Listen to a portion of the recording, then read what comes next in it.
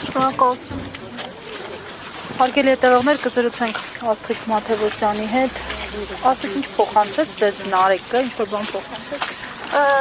Անկեղծ ասած, Նարեկը որոշակի մի փոքր հույս ուներ, որ կարող է այսօր այս դատարանում տեղի ունենա արդարադատություն, բայց պատրաստվել էր նաև մնացած հնարավոր ելքերին։ Եվ հացադուլի որոշումը այնպես չէ, որ հենց այդ տեղում ծնվեց, դա մտածված քայլ է, շատ գիտակցված, եւ դա ոչ թե նպատակ ունի ցույց տալ, որ չգիտեմ, խղճահարություն առաջացնել եւ այլն, դրա միակ խնդիրը հետեւյալն է, որ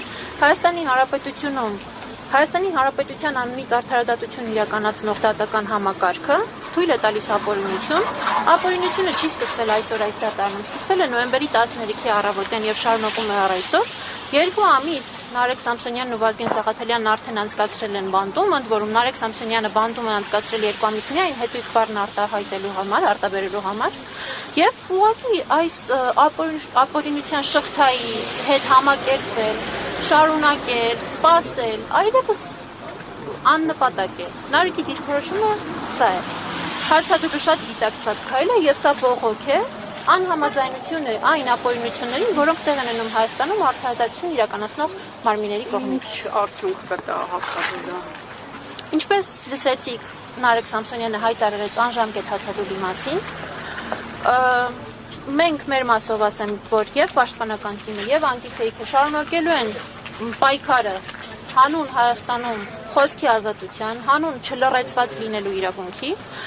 շարունակելու ենք թակել բոլոր հնարավոր դռները, շարունակելու ենք բարձրաձայնել ապօրինության մասին հնարավոր բոլոր տարբերակներով, բոլոր միջազգային կառույցներին, բոլոր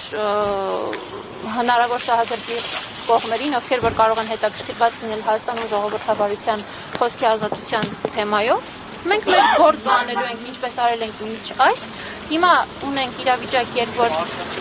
բանտում կա կալանավորված անձ, ով որ հայտարարել է հացադուլի մասին, մենք նաև այս թեման պետք է համապատասխան կառույցներին տեղ հասցնենք, բայց ուզում եմ վստահ լինեք, որ սա շատ գիտակցված քայլ է Նարեկի կողմից եւ նա պատրաստ է իր չլռեցված լինելու համար պայքարել այդ թվում եւ մեռնելու գնով։ Հույս ունենք, որ ապօրինության շղթան ուղղակի կկանգնի, հույս ունենք, դեռ հույսը չի ավարտվում, հա, որովհետև եթե հույս չունենանք, ուղղակի պարզապես ոչ մի բան չպետք է անենք, բայց ինչպես ասեցի, Նարեկի իր մասով ինքը բանտում է շարունակելու այս ձևով պայքարը, մենք մեր մասով, պաշտպանական թիմի իր մասով, անտիֆեյքի խմբագրության ներկայացուցիչներն իրենց մասով, բոլոր հնարավոր ձևերով շարունակելու ենք պայքարը, մինչև որ հասնենք նրան, որ հետույք բառը արտասանելու համար բանտում հայտնված մարդը օր առաջ հայտնվի ազատության մեջ։ Շնորհակալություն։ Հարգելի հետևողներ, այսքանով ամփոփում ենք մեր ուղիղ հեռարձակումը, շնորհակալություն մեզ հետևելու համար, իրադարձությունների ընթացքին կարող եք հետևել 168 թեմի կայքեջում եւ համանուն YouTube-յան ալիքում։